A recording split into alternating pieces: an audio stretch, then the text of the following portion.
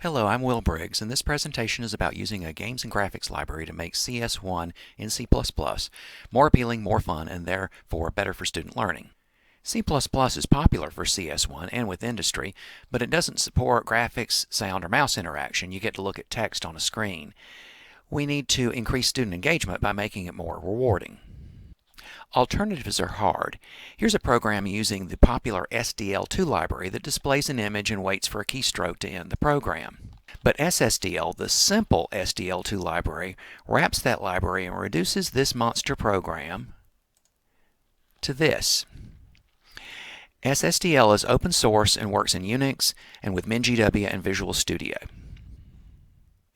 You can start with Hello World, and as this shows, it's as easy as console I/O, and when CS1 is over and you're ready to go to console I/O, the changes are trivial and take very little time to cover. But if you want to get students staying behind after lab to keep working on their stuff because they want to, you may want to give them a more interesting project. I have them spend 2 weeks toward the end of my CS1 class making an arcade game, and yes, we do cover the standard material for CS1. The accompanying slides link to SSDL and the intro textbook that explains its use, plus other resources. I'd love to see you at the presentation and later on hear from you on how it works in your classes.